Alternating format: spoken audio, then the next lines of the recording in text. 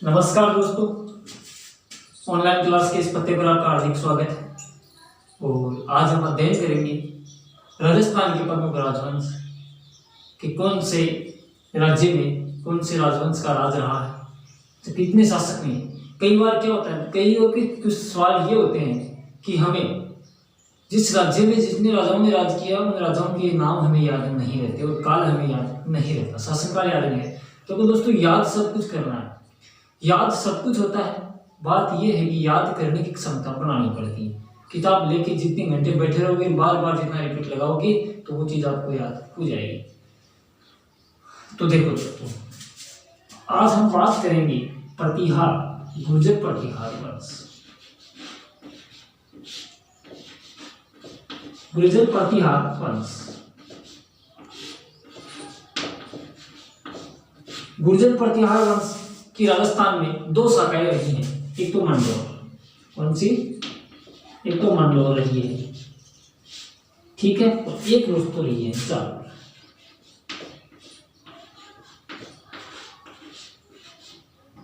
गुर्जर प्रतिहार वंश की राजस्थान में दो शाखाएं रही हैं, एक तो मंडोर और एक जालोर। एक मिनट दोस्तों,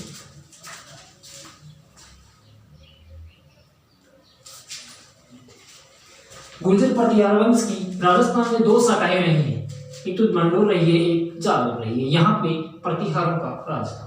देखो अब बात करते हैं प्रतिहार। मंडोर में प्रतिहारों का प्रथम राजा जो था वो कौन हुआ था? प्रथम राजा की बात करते हैं तो देखो दोस्तों, यहाँ पे बहुत से राजा हैं और मंडोर उत्तरी भारत की राजधानी भी रही है। इसका प्रथम नाम मांडव्यपुर मिलता था। तो यहाँ का जो प्रथम राजा हुआ है वो हरिश्चंद्र हुआ। कौन सा राजा हुआ है? मंडोर का प्रथम जो राजा था वो हरिश्चंद्र हुआ है। इसके बाद में हरिश्चंद्र के एक पुत्र था रजिल। कौन था? रजिल। देखो रजिल की बात करें तो कहा जाता है कि हरिश्चंद्र की एक पत्नी थी भद्रा नाम से, जो क्षत्रिय जाति की थी। उससे 4 पुत्र उत्पन्न हुए थे। 4 पुत्र उत्पन्न हुए थे जिनमें रजिल था और कवक था और एक भोगभट भी था, ये और एक कक था। 4 उत्पन्न हुए थे। देखो प्रथम राजा हरिश्चंद्र था और दूसरा राजा रजिल था, और इसके बाद में जो राजा बना था वो बना था नागभट्ट प्रथम। नागभट्ट प्रथम।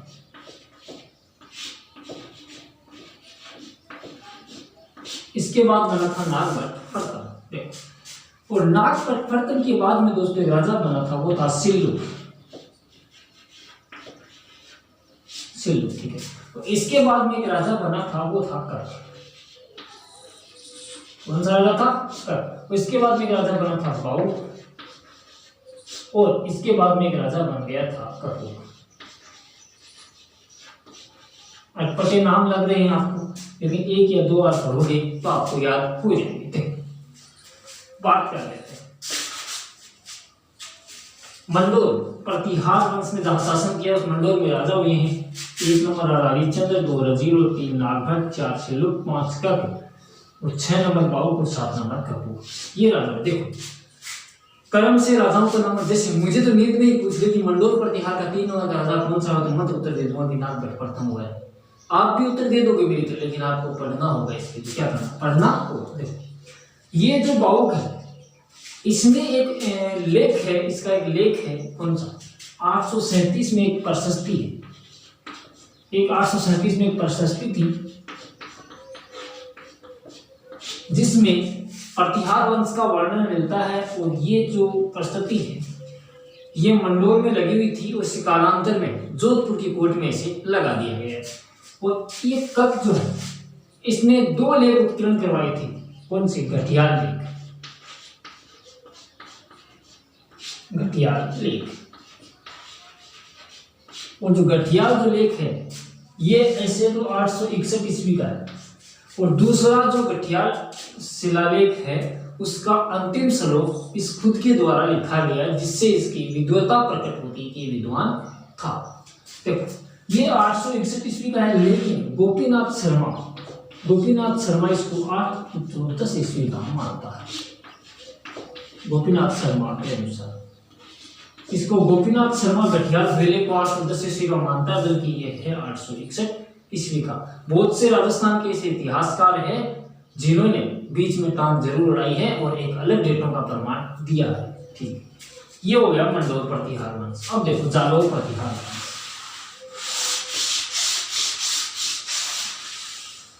अब करते हैं जालोर प्रतिहार। जालोर में कौन कौन का शासक है? देखो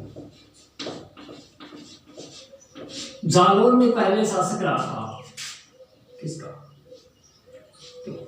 जालोरी परिवारों की राजधानी रही है।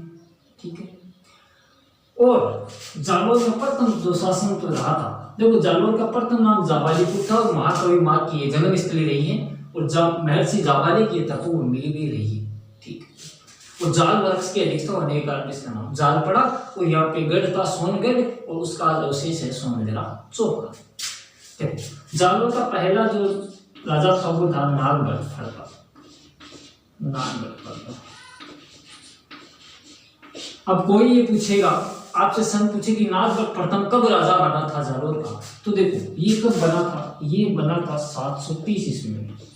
और कब तक शासन किया था? 756 ईस्वी तक इसने 730 से 756 ईस्वी तक इसने शासन किया था। ठीक है, इसके बाद बना था वत्सराज। कौन बना था? वत्सराज। ठीक है, वो ये बना था 775 से 800 ईस्वी तक। इसका शासनकाल 775 से 800 ईस्वी तक रहा है। देखो अब दो बात हो रही है। वत्सराज के बाद बना था नागभट्ट सेकंड। इसके बाद शासन किया था नागभट्ट सेकंड, और नागभट्ट सेकंड जो है ये रहा था 800 से 833 ईस्वी तक ये रहा था। ठीक है, इसके बाद आ जाता है मिहिर भोज। कौन आ जाता है? मिहिर भोज। और ये मिहिर भोज जो है दोस्तों, ये बना था 836 के अंदर बना था, और ये रहा था 885 ईस्वी तक ये रहा। ठीक है दोस्तों, इसके बाद अंतिम और शासक था महेंद्र पाल प्रथम। कौन था? महेंद्र पाल प्रथम।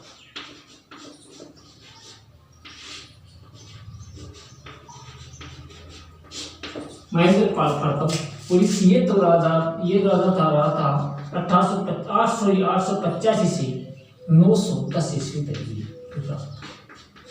ये राजा रहे थे। कहाँ पे? जालोर में प्रतिहर के ये राजा रहे। नागभट्ट प्रथम 730 से 756, वत्सराज 775 से 800, नागभट्ट प्रथम सेकंड था 800 से 833, और मिहिर भोज 836 से 885, और महेंद्र पाल प्रथम रहा था 885 से 910। अब कई ये सोच रहे हैं कि जब ये 56 में ये राजा कंप्लीट हो गया, तो ये 75 बीच के वर्षों में कौन रहा? देखो बीच के वर्षों की बात ये होती है, पहले क्या होता था, या तो कोई पुत्र किसी अपने पिता की हत्या कर देता था तो उसका शासनकाल नहीं गिना जाता था, या किसी शासनकाल उनका अच्छा नहीं चला हो, या विपक्ष में चला हो, या संघर्ष या विरुद्ध रहा हो, कोई आपस में लड़ते रहे हो, तो वो गिना नहीं जाता। इसमें क्या हुआ, ये जो बीच के वर्ष बचे थे ना, इसके अंदर एक तो देवराज था और एक कोई और था। इन दो की वजह से वो शासन के लिए लड़े थे, उनका शासनकाल नहीं गिना जाता। अब बात आती है कि 833 से 3 साल कौन रहा? 3 साल ये रहा था कि नागभट्ट सेकंड का एक उत्तराधिकारी था। कौन उत्तराधिकारी था? नागभट्ट सेकंड का एक उत्तराधिकारी, ठीक है, रामभद्र, जो निर्बल शासक था, और सबसे अच्छा शासक था मिहिर भोज। जो निर्बल शासक था उसका उल्लेख नहीं है, 3 साल वो बीच में राजा रहा था दोस्तों। ये देखो दोस्तों, जालोर से संबंधित हो गया। अब हमारी प्रतिहारों की 2 शाखाएं कंप्लीट हो गई। अब हम बात करेंगे चौहान शाखा। कौन सी शाखा? चौहान शाखा।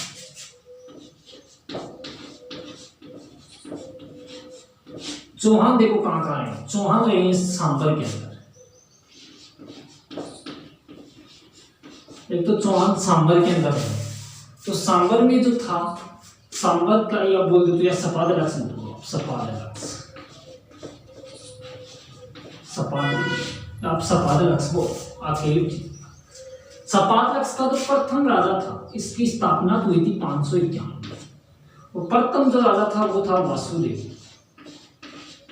और वासुदेव बना था 551।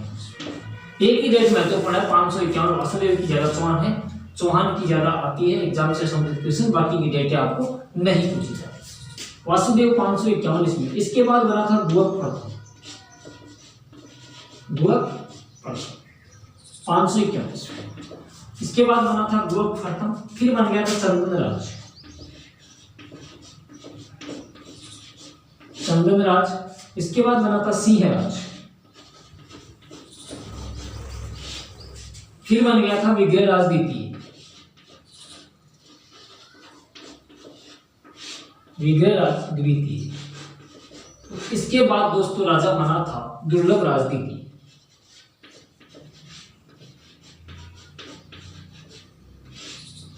दुर्लभराज द्वितीय ये राजा बना। और इसके बाद में अंतिम राजा जो सवाल लक्ष्य था वो था पृथ्वीराज प्रथम, पृथ्वीराज प्रथम। ये राजा बने। पहला वासुदेव था 551, इसने सांबरिया स्कंदक की स्थापना की। गुहक प्रथम उसके बाद बना, उसके बाद चंदनराज, सिंहराज, विग्रहराज द्वितीय, दुर्लभराज द्वितीय, पृथ्वीराज प्रथम। कई बार क्या राजाओं का क्रम पूछ लिया जाता था, आपको क्रम हमेशा यहाँ पे रखना है। 1 मिनट दोस्तों पानी पी लेते हैं। ठीक है, देखो ये हमने पढ़ लिए चौहान, कहाँ के चौहान, सांबर के चौहान। अब पढ़ते हैं हम नागौर की चौहान। हम पढ़ते थे नागौर, नागौर पढ़ता है दोस्तों पाली के अंदर। नागौर के अंदर एक शाखा थी चौहानों की, वो इसका प्रथम जो था वो था लक्ष्मण सिंह। प्रथम इसका राजा बना था लक्ष्मण। कब बना था, 907 ईस्वी। महत्वपूर्ण डेट एक ही आती है, स्थापना की डेट ही आती है, आपको ज्यादा आगे डेट नहीं पूछी जाएगी। यही पूछा जाएगा, या तो क्रम दे दिया जाएगा, आपको बोलेगा कि इनके क्रम को आप व्यवस्थित कीजिएगा, क्रम पूछ लिया जाएगा, या ये पूछ लिया जाएगा कि इस व्यक्ति के बाद में राजा कौन बना था। देखो पूछ लिया जाएगा लक्ष्मण के बाद में राजा कौन बना था, तो लक्ष्मण के बाद में जो राजा बना था वो बना था अहिल। कौन बना था, अहिल बना था। और अहिल के बाद में बन गया था पृथ्वीपाल बना था। ठीक है, तो पृथ्वीपाल के बाद बन गया असराज, और असराज के बाद बना था अलहन, और अलहन के बाद बन गया था केलहन। ये राजा अपने लक्ष्मण 960 में बना, उसके बाद बन गए थे अहिल, अहिल के बाद पृथ्वीपाल, पृथ्वीपाल के बाद असराज, असराज के बाद बने थे अलहन, अलहन के बाद बन गए थे केलहन। याद क्रम से आपको याद रखना, कई बार क्रम दे दिया पूछ लिया जाएगा कि नारोल रियासत के अंदर या नारोल साम्राज्य के अंदर और असराज के बाद राजा कौन बना था, या 3 नंबर का राजा कौन सा था, दूसरे नंबर राजा कौन बना, प्रथम उसका राजा कौन था, ये पूछ लिया जाएगा। याद रखना, ऐसे याद करो दोस्तों कि अगर नींद में भी जगह के पूछ ले कि असराज के बाद कौन से राजा थे, तो असराज के बाद अलहन और केलहन, आपको नींद में भी याद करना चाहिए कि आपको नींद में भी कोई पूछ ले तो आप तुरंत उसको जवाब दो। ये थे नागौर, हमने नागौर के कर लिए, जालौर के कर लिए, सांबर के कर लिए। ठीक है, दूसरा चौहान हम बात करेंगे अजमेर के चौहानों की। अजमेर के चौहानों की बात करते हैं तो अजमेर में पहला शासक था अजयराज। अब देखो दोस्तों कि इसका शासनकाल कम कितना है, तो इसका शासनकाल बात करेंगे 1113 से कितना रहा था, 1133। ये 1113 से 1133 तक अजमेर में किसने शासन किया था, अजयराज ने किया था। इसके बाद आता है अर्णोराज।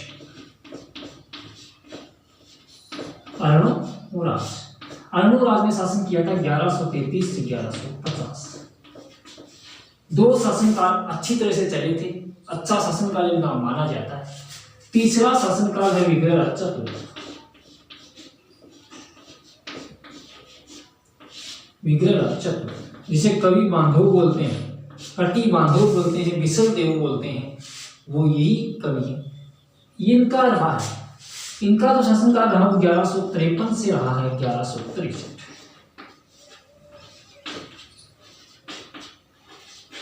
1153 से रहा 1163। अब देखो कई पूछ लेंगे कई ये पूछ रहे कि ये बीच में 3 साल कहाँ चले गए, तो 3 साल की बात ये है कि अर्णोराज का एक पुत्र था जगदेव, और जगदेव ने अपने पिता अर्णोराज की हत्या कर दी थी। इसीलिए चौहानों का पितृहंता शासक कौन सा है? चौहान पितृहंता शासक जगदेव, पितृहंता शासक जगदेव। चौहानों का पितृहंता शासक कौन है? जगदेव। दोस्तों मेवाड़ का पितृहंता शासक उदा है और मारवाड़ का पितृहंता शासक मालदेव है। आपको बात याद रखनी है, नोट कर लेना आप। मेवाड़ का पितृहंता शासक कौन है? उदा, और मारवाड़ का कौन सा शासक है? मालदेव। ठीक है दोस्तों। इसके बाद में आता है हमारे पृथ्वीराज।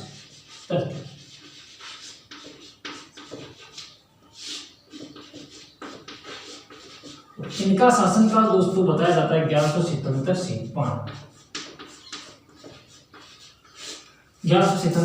92। देखो विद्याराज चतुर्थ ना एक मात्र भारत के ऐसे राजस्थान के ऐसे एक शासक रहे हैं जिनके समय भारत की राजधानी कौन सी थी? अजमेर थी।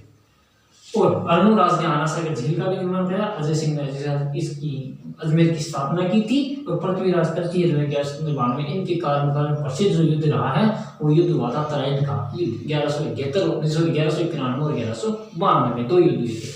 इनसे डेटे संबंधित इनसे दो डेटे, इनसे मुख्य डेटे क्या? 1178 नागार्जुन दमन, 1178 में नागार्जुन दमन। फिर 1182 के अंदर हो गया था बंडांतों का दमन,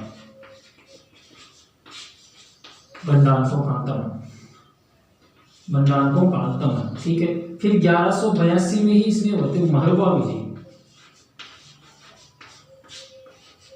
जो परमवर्दी देवचंदेल के साथ में युद्ध हुआ था। फिर 1184 में नागौर का युद्ध हुआ था, जो भीमदेव सेकंड गुजरात के चालुक्य शासक भीमदेव सेकंड और पृथ्वीराज के मध्य हुआ था, और युद्ध का कारण था आबू की राजकुमारी इच्छिति के विवाह को लेकर विवाद था। लास्ट हुआ था 1191 और 1192। ये कौन से दोनों युद्ध हुए थे? कौन से? तराइन की युद्ध। तराइन दोस्तों ये पड़ता है सिरसा हरियाणा के अंदर। तराइन के 2 युद्ध हुए थे 1191 और 92 में। ये था अजमेर से संबंधित हमारा। आगे बात करते हैं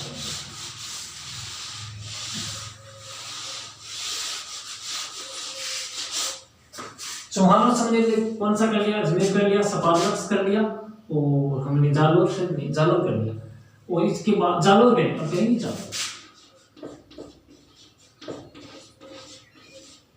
अब करेंगे जालोर के देखो कौन सा चौहान।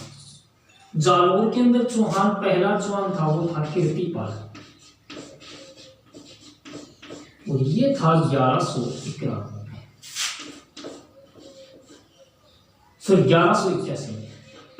ये 1181 ईस्वी के अंदर स्थापना की थी इसने, और इसके बाद में इसका शासक रहा है एक और रहा इसके बाद में समर सिंह। तो इसका शासनकाल रहा 1282 से 1305। और इसके बाद में एक राजा रहा है कानड़देव, और बहुत ही अच्छा राजा है कानड़देव। कानड़देव की स्टोरी अपनी डाली हुई पढ़ लेना आप वहां से। 1305 से रहा था 1311। ये 3 ही राजा जालोर में, कीर्तिपाल, समर सिंह और कानड़देव। कीर्तिपाल ने 1191 में बसाया था, 1282 से 1305 में समर सिंह ने राज किया था, कानड़देव ने 1305 से 1311 में राज किया था। ये दोस्तों बातें हुई जालोर से। ठीक है दोस्तों, अब हमारे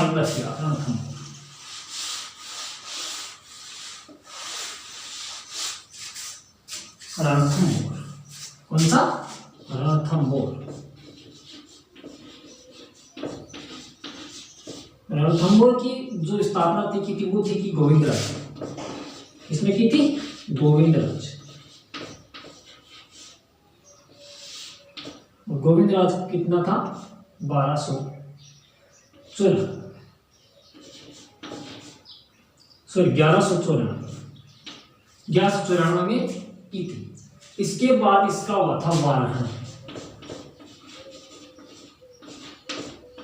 वालहन हो गया था, फिर वाजबट हुआ था। इनकी कोई डेटें नहीं मिलती। तो इनके बाद एक शासक हुआ था जिनका इतिहास है वो हुआ था हमीर, और ये रहा था 1282 से 1301। 1282 तक रहा था, और 1301 के अंदर रणथंभौर का साका पूर्ण हो गया था, और रणथंभौर को अलाउद्दीन खिलजी ने जीत लिया था। ठीक है दोस्तों, ये रणथंभौर से संबंधित है। गोविंदराज ने 1194 में बसाया था, और हमीर था वो 1282 में हुआ था। दोस्तों अब देखिए हम आगे पढ़ेंगे, दोबारा अगले पार्ट में हम पढ़ेंगे जो राजाओं के जो राजवंश बच गए चौहानों के, उनमें सिरोही बच गया और एक हाड़ौती की चौहान बच गए, वो हम आगे अध्ययन करेंगे। धन्यवाद दोस्तों, बने रहिएगा हमारी क्लास के साथ।